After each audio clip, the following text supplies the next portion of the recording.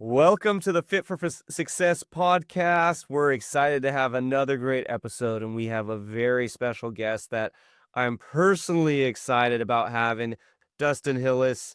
Dustin, welcome to the show, and I'm just excited and stoked to have you on. Thanks for having me. I'm excited as well and looking forward to the interview. I enjoyed our call before this as well. That was great. You're doing some really exciting stuff with Safe Space, and I want to get into that, but I want to hear a little bit about you before we jump into all the AI excitement. Tell me a little bit about you. Where did you start? How did you get on this entrepreneurial journey? What are some of the things that drove you?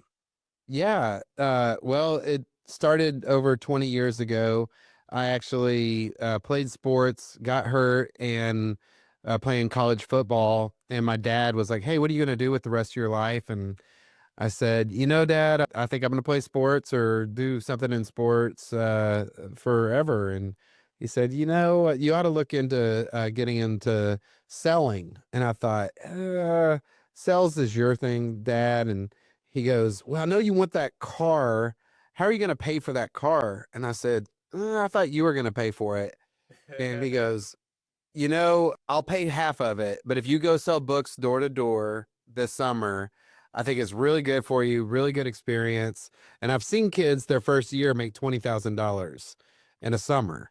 And I said, wow, all right, sign me up. So that's how I started. I did really well. I actually finished number one out of over 2,000 salespeople my very first year and made $26,000. And that's back when dinosaurs ruled the world. And so, yeah, Yeah. I bought 5 houses with $26,000. Just kidding. But then from there, recruited a team, learned about team building, running my own business, started my own business called Southwestern Consulting with a group of co-founders. And that grew really fast. And we built that to be $1 billion of revenue in our first 10 years when we launched our coaching business. It grew so fast, and the board of directors asked me to be CEO of the family of companies. So we had a parent company that was a global conglomerate, and I became CEO of the conglomerate for 4 years. So that meant I had 20 different companies reporting directly to me, and I had over 2,000 people I was responsible for. 20 different presidents and CFOs that I had to work with and help grow and scale their companies. We were in over a dozen different countries with that. And then I left that about 3 years ago and started All Things New Ventures, which is a sweat equity growth company. And from there, got partnered with SafeSpace Global.ai and Tough Stump Technologies. And now, really, I focus on AI technology, helping grow and scale technology companies with the principles that are in my book, Capacity, Building a Business Bigger Than You. Yeah, that's really amazing. So I love that you kind of started with AI skills. With sales skills. I know you're in AI skills now, but with sales skills kind of as like right out of high school. Yeah. I was kind of on the opposite, and it took me into my 30s before I really got to learn some real sales skills. And I had to be very intentional about getting those skills. And it wasn't until I had started my own business that I realized how critical it was. Before that, I was only in engineering. It took me a long time. And I had this mindset, I never want to be in sales. I never want to do sales. I want to just um, I just want to focus on technology and engineering and maybe customer service, but that was about it. And I really was limiting myself on the ability of growing. I was limiting myself on the ability to, scale a business. But no doubt you kind of had a leg up. You started that early.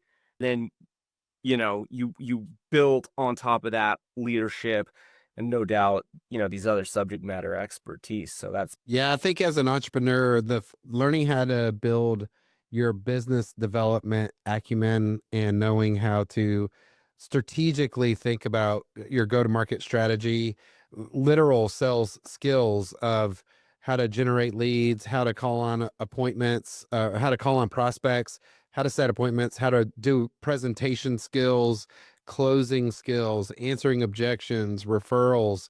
that's the lifeblood of the business. Yeah. And nothing happens until something is sold. And so being able to know how to personally do that also then helps you hire the right people. So, as the leader, the owner, the CEO, you can't be the rainmaker forever. But by being the rainmaker for some period of time, you can then teach other people how to do your business development methodology.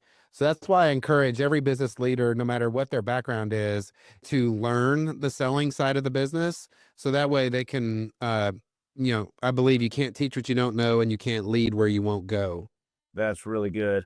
What are some of the things that you've kind of had to learn the hard way to becoming a successful leader in your organizations? Oh man, do you have 5 hours for me to go through the list of every How mistake I've much? ever made? Well, from the lens of someone that's like wanting to grow, they want to move into leadership. And I know I've heard people say before, well, you're either born with it or you're not, or there's kind of that perception where I feel, yeah, some people might have more of a natural ability towards it than others, but it's a skill you can learn. Yeah, great question. So let's assume you're a new leader and you're getting into leadership. My very first year of leadership, I recruited a team of 8 people, salespeople, and I was taking them out to the field, and I mistake I made was I assumed that they were going to do everything I did. And so I think a lot of leaders make that same mistake is they hire people, they assume everybody's going to treat the job the same way they treated the job, and that they're going to have the same attitude, the same work ethic, the same technical skills. And the reality is, the reason the leader became the leader is probably because they're better at certain things than other team members are going to be. And so, man, it was a hard lesson for me to learn that. Out of the 8 people I recruited, half of them quit. And then the other half lost money. They were straight commission salespeople. So they ended up owing the company money. And then the 2 that finished just did okay. And so it was a hard lesson. And I spent a lot of time building that team. And I was so excited. And I just assumed they'd be self motivated and, not need much hand holding. And the reality is, when most people get started, they need a comprehensive onboarding process. They need a lot of hands on training. They need a lot of shadow work just to get them up and running started. So that was probably my early lesson was you have to lead by example. You have to have a really dialed in onboarding process. Now, fast forward 25 years later, and I'd say that's a strength of mine, but it was because of the pain of losing that very first team that now we have a 45-page onboarding training manual. We have a global learning management system that you can train London, the Netherlands, and all across the United States, and they can all get trained on our online learning platform. And but it started off as a hard lesson to learn. No, that's amazing. I had a similar experience, growing our company.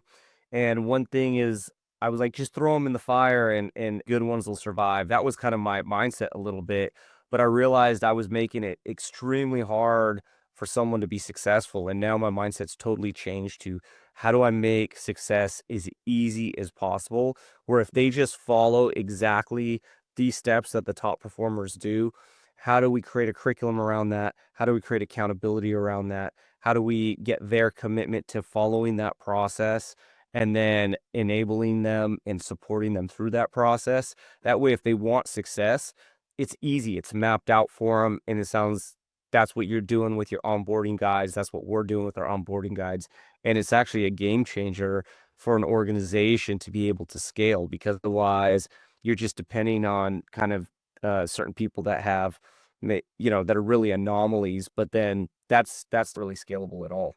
Yeah, that's right. Your capacity is in direct proportion to the strengths of your systems. That's amazing. Yeah, yeah, great. So we were talking about safe space. I'm really excited about this, and in fact, I'll make some introductions. But talk talk a little bit about what safe space is doing because I think this is a game changer in the industry and what it's doing for monitoring cameras. Can you walk a little bit about that? Talk a little bit about that.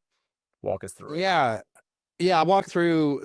I've been there for a year now, and I actually started off as the chief strategy officer.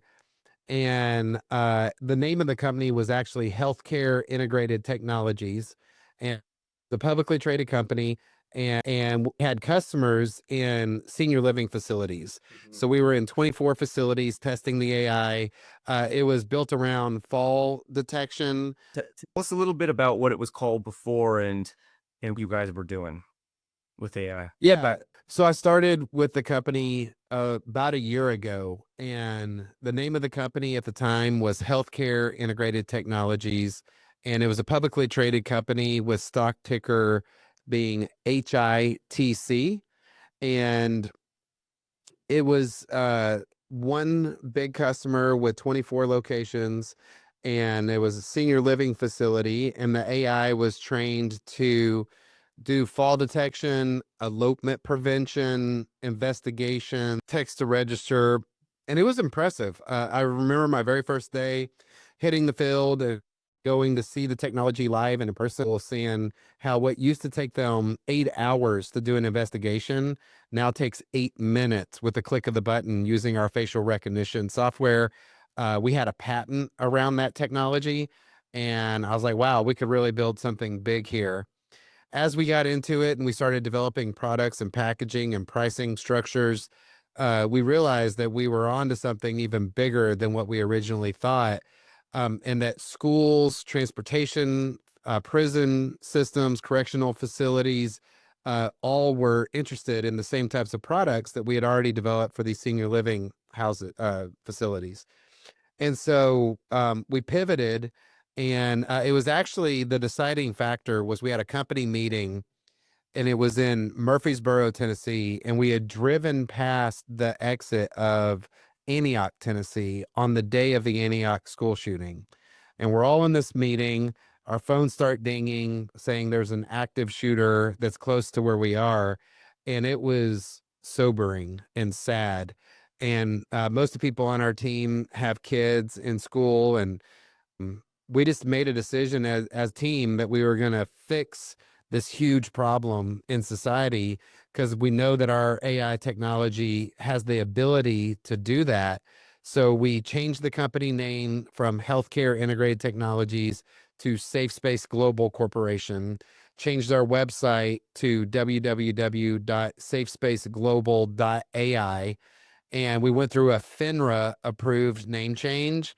So if anybody's out there has never run a publicly traded company, let me tell you, getting a FINRA approval for a name change and changing your stock ticker is harder than getting a bill passed through Congress. And so we did it, and we checked all the boxes, and they went all the way back to when we started the company in 2016 and approved everything.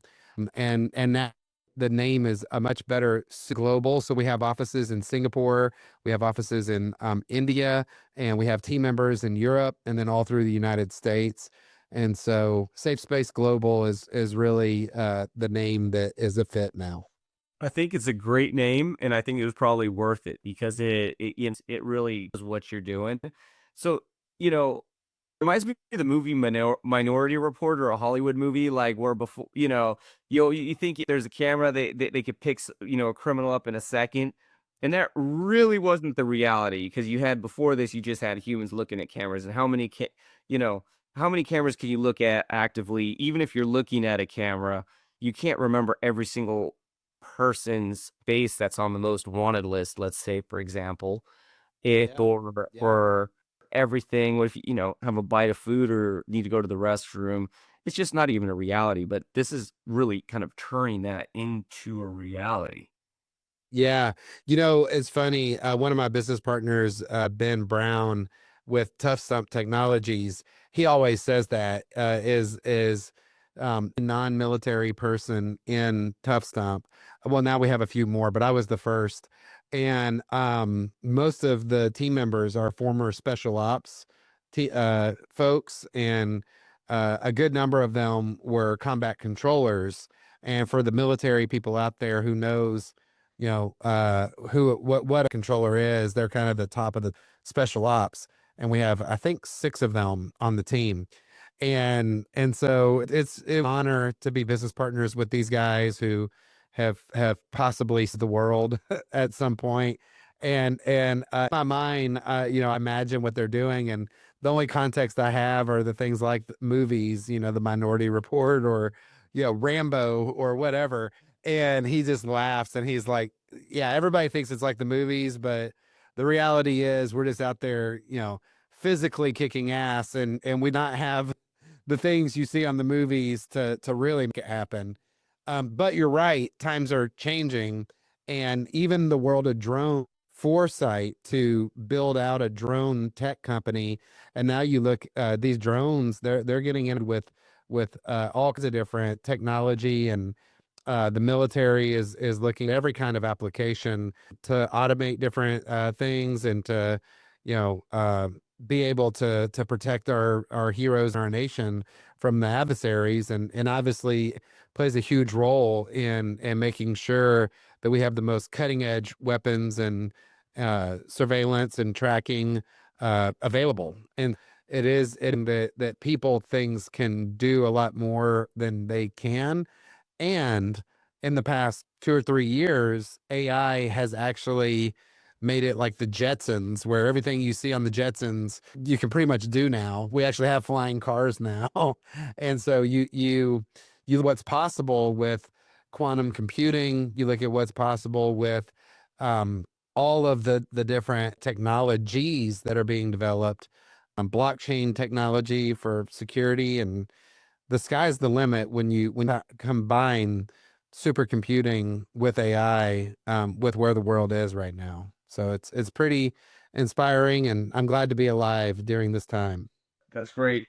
Question for you. So, how can your safe space, really go into any kind of camera feed? And what does it look like from a costing perspective for an organization versus maybe what they've been doing? Yeah, great question. Safe Space is our vision is to be the global leader in multimodal AI technology, and our mission is to help save lives. So we are camera agnostic, and we are the AI backbone for any company. So we are the AI partner that builds out all the solutions that a company would want to help protect their people and things. And so what that means is, any camera that they already have as open API can play detect. Really, 3 things are what we're the best at. Is number 1, facial recognition. Number 2, object detection. And number 3 is notifications. So if it's a prison system, notifying if something goes across the wall, sending a notification, hey, something a new just entered this perimeter. You don't want the guys wearing the orange jumpsuits to be close to the guys wearing the yellow jumpsuits. Our technology detects that and sends notifications for that.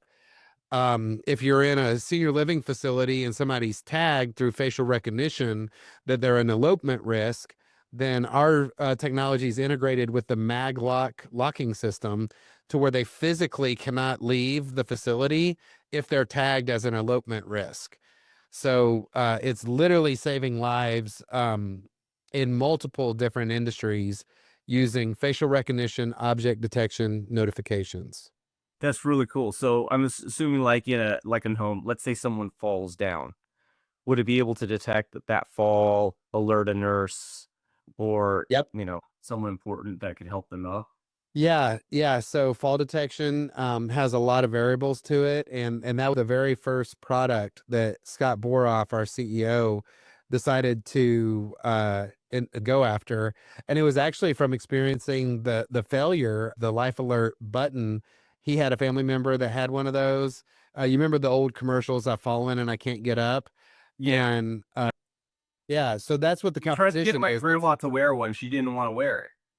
Exactly. And your grandma is the norm. That's what most Yeah, people she ain't walking experience. around with this thing, and she did Yeah. fall. She cut her head open because she lived by herself. She cut her head open in the bathroom really badly. Had to crawl to the phone, pull it off the, it was before well, there was cell phones, but she didn't have one. She had to, yank the cord off the wall and call for help. And she was on the ground for a few hours. Like, it was bad. That's awful. We And I'm have the sure solution that's to common. You have an elderly person yeah. living alone. No, that's a similar story to Scott, and that's why he spent millions of that problem. He thought there's got to be a better way to do this than what is currently happening to our most beloved senior people, family members, loved ones. So he went at it, and we're in our fourth generation of technology since 2016 when he first got into this. And we've gone through everything from LiDAR to radar, and what we found is ambient technology using just a camera, facial recognition, fall detection, and the AI programming that we've put into it is the way to go. And so it's been a game changer. It saves, and it's something that was the very first product we started with. That's pretty cool. Now, can it do anything about shoplifting? Like, is this retail as well, or is it not maybe a future development? That get future development. Right now, one of the biggest problems when we first joined the team was we did everything. And so it was like, what is a business model? Well, it depends what the customer needs because we can do it all. And I'm like, that's not a scalable model. And so I had to start with getting us focused on what are the things that are their competencies, and even bigger than that, what are the biggest problems that are out there. So we really started with developing our vision, and that was the first question. What's our vision? And honing in between our CEO Scott and myself, and a few people saying, "Where are we going with this thing?" And we were all motivated and had contacts globally. I'd already run a global company, so one of the things we said is, let's make it a global company. Let's come out of the gates big and hard and fast. Number two is we need to be camera agnostic because we didn't want to be pinned down to edge technology, which could be outdated, and it's way harder to be in the manufacturing game. So the CEO was very clear. Scott said, I do in the software space. And then the mission, he really looked at the products was, hey, look at this, we're saving lives. So really creating our mission statement, we help save lives, was a huge cornerstone to provide the focus of what we needed to do. So once the vision was set and the mission was set, I think it became easy to create about what all we could have the AI start doing, versus saying we do everything. Was like, hey, what are the biggest problems out there for safety? For us in the United States, school safety was massive. Like these school shootings, I can't think of a bigger problem. It's one of the biggest problems in our country, in my opinion. And so, I watch podcasts like the Sean Ryan show, and he talks about what he's getting from guests is we're getting ours targeted by terrorists. And so when you look at the border over the past few years, and you think of the number of school shootings that have increased over the years, we wanted a Second Amendment friendly solution to stop school shootings. And that's what we created with our Safe School product. And then beyond that, we That's amazing. Yeah, like protecting a shop, stopping shoplifting versus protecting the young children in the school. It's a much higher cause, a bigger thing. And I like that you guys are focused. I like that it's true to your mission statement. I love that we had to do something similar. Our mission isn't save lives like yours. It's probably a little different, but it's to impact lives touched by technology. And it wasn't until we got really clear on our mission that we were able to really excel as a company. And so you guys having that clear mission allows you to focus on what you need in the AI space. Because AI is it's a balance, kind of like what maybe replacing the buzzword like cloud a few years ago or something like that, or cybersecurity. These are just buzzwords that if someone's not throwing that word around, it just does. You don't go into a conference meeting without a group and it being used.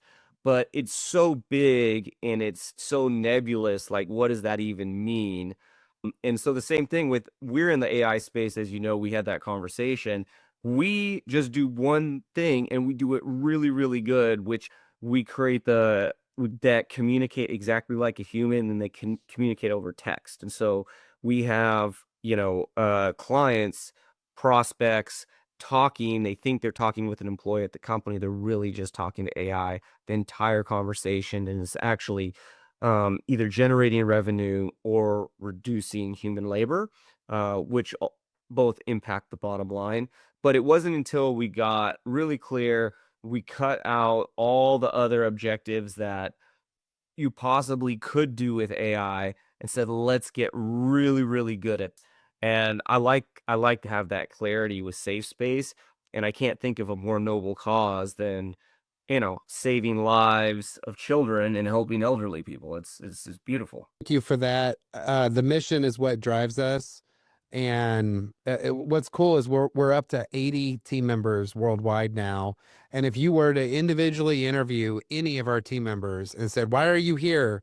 they would say the mission, and they'd say, "I'm here to help save lives." Our executive team, if you looked at our website and went to safespaceglobal.ai and just clicked on the About Us section, you would see the executive team have slayed many a dragons in their life. They've made a ton of money. Our CTO was one of 6 founders that built Pro Karma, that was valued at over $1.6 billion and had a successful exit. And Scott Boroff, our CEO, took a public company up to almost $1 billion, and on and on and on. So we're not in it for the money. It's great that we're in a publicly traded company that we believe that AI is the most powerful tool that's ever been created. And we want to be in the game, influencing the most powerful tool ever, that one day is probably going to be autonomous. And the training that goes into it now will matter. And training it to save lives is what it's all about. In the special ops community, they talk about, the difference between a good and evil person. And the first time I heard that, I was like, that would be interesting. What's your thought on that? Because these guys have fought and killed many, many bad guys. And they said it's very simple. The good guys value life. The bad guys do not care about life. That's the difference between the good guys and the bad guys. And I thought, wow, that's interesting. And they said, yeah, we're in these communist countries and places where they don't understand. We'll send in 6 people that are highly trained, the most valuable assets that our government has, to save one human, one United States citizen. And they don't get it. Like a communist country doesn't understand why we would sacrifice 6 people's lives to save one person's life, because they don't value life. And so I think AI is that times a million. Is we need to train AI to value life, and if we're the ones training it, and then when it can think on its own, then that's what it's going to know, and we're playing a role in that. That's I've never heard that explanation, but it's a pretty clear. It makes it pretty clear, and I like that. It's a nice explanation. Let's do this. What do you think is gonna happen in the economy, white collar jobs? I've been watching a lot of news clips. No doubt you've been. A lot of people are saying, "Hey, there's gonna be all these massive layoffs uh, due to AI. Postings are down." Where do you think it's going? Where with AI? Yeah, either you get on board now or you're going to get left behind. So I would highly bring your head in the sand. But I'm not a doomsdayer. I do. Let's see. Are you okay to hear? Did something just happen? No, I can hear you. Okay. All right. Just making sure. So I'll go back just a second. So I'm not a doomsdayer where I think, oh, this is just the end of the world. I think this is the enhancement to the world. And I do think humans need to be involved. And this cannot just be set it and forget it type of environment. I think that anybody who has the skills to do it, you need to be in the game. And there will be businesses, there already are businesses that are hiring the head of AI integration, hiring companies like SafeSpace Global AI to be part of their safety and security solutions. It all is going to difference of integrating all the different facets, all the different pieces, all the different parts. The specific white collar jobs that you were just referencing, and I know this is something that's really cool with what you guys are doing, is the agentic agents, the agents that can just jobs that used to be human labor do. And as CEO of in my former life, we used to do huge 5-year forecast and ask 2 or 3 different CFOs and a couple of controllers to team up and create this year business model where we had to do forecasting, we had to do a market analysis, we had to create compensation plans, and they would leave this meeting after me giving them a prompt, and then they would work together for a few hours, come back with their outline of what your business plan could look like. I'd give them more prompting around what should be in the business plan. Then they'd go spend a few more hours working on it, put it in a spreadsheet, put pivot tables together, model it out, come back, we would review it again, and it would be all messed up and we would change things. And then after about 5 to 10 meetings and months of putting something together, we would have a new model or a new 5-year business to model out the financial dynamics of the acquisition. Now I literally pull out my phone and talk into Chat GPT, and I can create a 5-year forecast and a business model that used to take 7 humans a month to do, that were high paid, 6-figure income earners. And after about one very prompt and then correction prompts, by my third prompt, I've got a 5-year business plan. It's pretty remarkable, and I agree with you actually. I do think the games, those are the games to change. It's kind of like when computers came out. I tell a story about my dad. He was born in 48 and he got into the graphic design. And back before, there was computers and Macs, all that work was dumb hands. So he worked at a place that, they did big billboards, magazine, ads, all that kind of stuff. And that was all done with, different tools, printers. Doing the math with their slide rule. Oh yeah, yeah, exactly. You look at the old Life magazines and stuff like that from back in the day, right? That was not those ads were not made with uh with a Mac or Photoshop or anything. And the company he was working at had about 200 employees when Mac really started getting going. Illustrator came out, and he was one of the first guys that said, "Hey, I want to learn this technology. I want to be on it." So he learned it. He got really good. That company shrunk their workforce from like 200 people down to about 20 people. And it completely, changed the industry. Now it's changed again. Now those jobs are pretty much being replaced by AI. But because he was, forward thinking and got on top of it, it secured him for the rest of his career and allowed him to move forward in a new direction that was different. And AI is this thing, but instead of it taking decades like it did with the computer, it's happening in months. And a lot of people are just moving too slow. There's going to be massive winners and there's going to be a lot of losers. And so I'm telling everybody, don't resist it, don't fight it, because you're just going to get absolutely steamrolled, whether that's your business or your actual job. And you need to be able to start thinking about, how do I embrace it? How do I get really good at it? How do I get better at it than other people faster? How do we integrate it into our business? If I'm getting out of school, I'm going to be looking at careers where I'm not going to be replaced, right? Do I need to change my major before I graduate? I had someone just call me, and they're in school and they're taking, I think, economics and history is what they're majoring in. And I'm like, I don't know what you're expecting to find when you come out of school except debt and a job at Starbucks. Like you need to really start being strategic about what is going to be available for you and start figuring out those skills because that's what you're going to need to be successful. Yeah, it really is. I think of movies like the Avengers, where Iron Man has his AI assistant that's always working with him. Yep. And I would use that as a for anybody that's out there to just know that you have these capabilities that are currently available to you, whether it's Gronk or OpenAI or uh, Gemini or whatever your platform that you want to use is. And it's funny, it doesn't matter who you are. My wife the other day, she was like, "Well, I trained AI today," and I was like, "Oh, what was that?" And she loaded all my health numbers into it.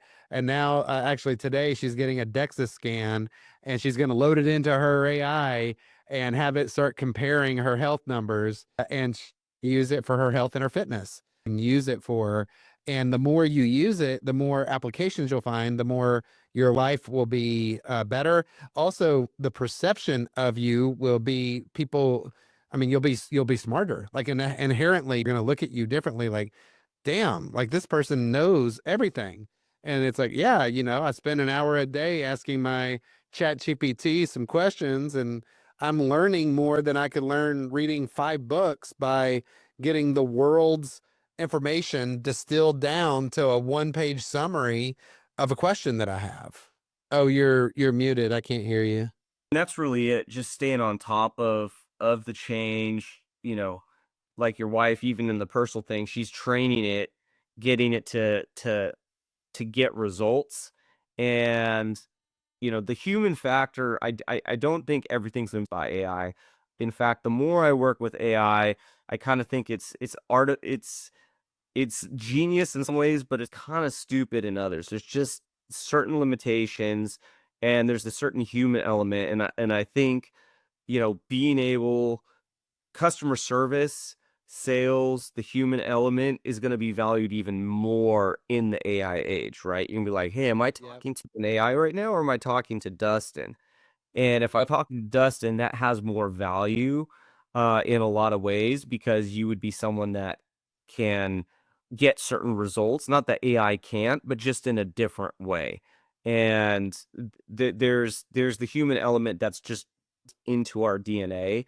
So I don't think that's really going away, but we do live in a capitalist world in a way, right? Where the economy is driven by results and by revenue.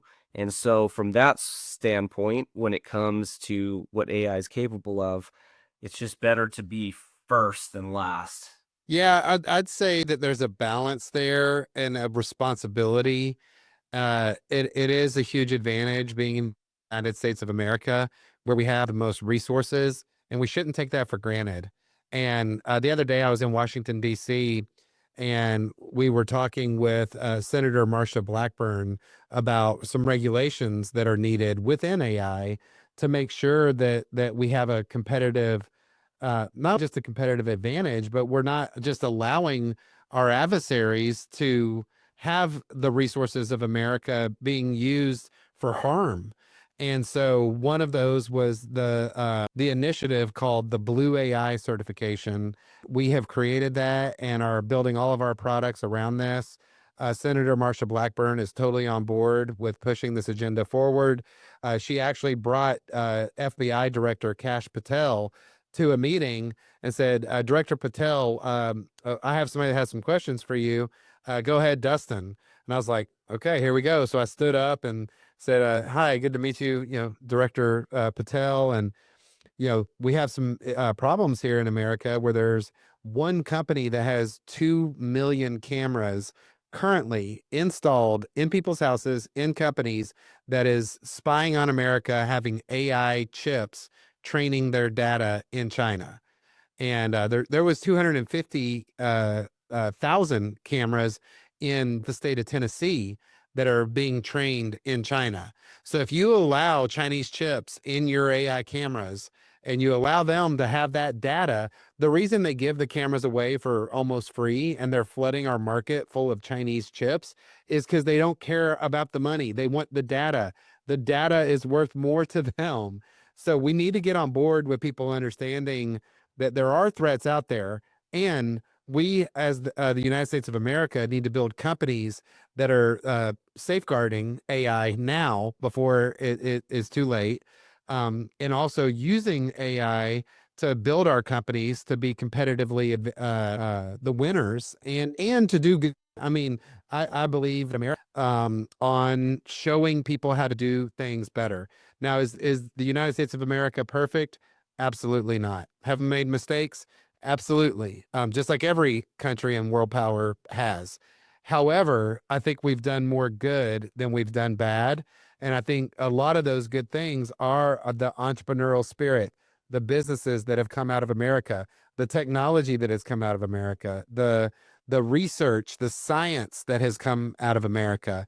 It makes all the sense in the world for the United States of America to continue to lead the world in the AI race.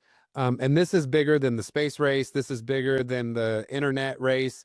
This is the race. And join the team, join the game. This isn't like someone's going to knock on your door one day and recruit you. This is you saying, man, if I want to make an impact in the world, there's no industry out there that is going to make a bigger impact than being in the AI game right now. I love that.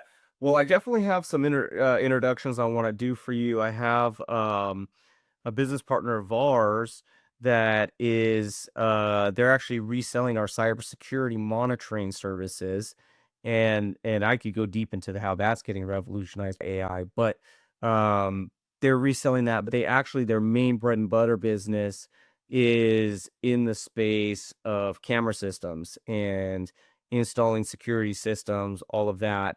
And they're currently having a partner where the monitoring, they're selling that monitoring to the clients, but not it. They have like a control center that is outsourced from them that they feed the cameras into, and they're basically reselling that service. But this could be something that could revolutionize that, because obviously that control center is driven by humans right now. And that would be definitely worth a conversation introduction. And then we also have a big presence in the senior care and skilled nursing centers. We've serviced, I think over 500 currently that are clients, and maybe more that are including some of the past clients. That might That would be be, an opportunity. yeah, absolutely. That's right. And that's who we're actively talking to. And I would really appreciate those connections, and we'll take care of them. I mean, we're all in. We're all in. And so we'd talk with them and help them. Fantastic. Well, Dustin, thank you for being the Fit for Success podcast. I absolutely appreciate you being a guest here and getting some of your insights about what you're doing and some of your background. If people wanted to get a hold of you, what would be the best way for them to reach out and get a hold of you? Yeah, a couple of different ways. So number one, if you in more content, like some of the business principles we were talking about, my new book, Capacity, is here behind me. It's available on Amazon for pre-order currently. It's being published by Ben Bella Books. And if you wanted to bulk order and you go, you know what? I want to order like 10 copies of this book and give it to some friends or my team. We actually have bonuses. So for that, you would go to www.dustinhillis.com. It's just my name.com. And we have a form on there that you can fill out for bulk orders. And we have a 6 series audio video training on advanced application of the 6 pillars of capacity that are available if you order 10 copies or more. If you order 100 copies or more, you're invited to come spend a day here in Nashville at the Greatness Factory, where I'm physically at now.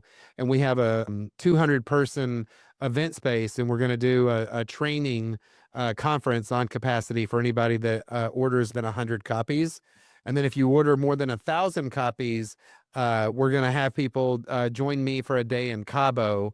and we're going to have Cabo, Mexico retreat for 1,000 copies or more and talk about how to integrate capacity into your life. If you're interested in hearing more about the AI business, you can just go to any publicly traded stock brokerage account. So if you have E-Trade, Fidelity, Schwab, and you just type in our ticker SSGC, and it'll come up and you'll see all of our news articles and all the publicly traded information on our publicly traded AI company. And if you want to hear more about the drone company we were talking about, toughstump.com is the website. If you want to hear more about tracking and training for first responders and military drones. I love that. Thank you, Dustin.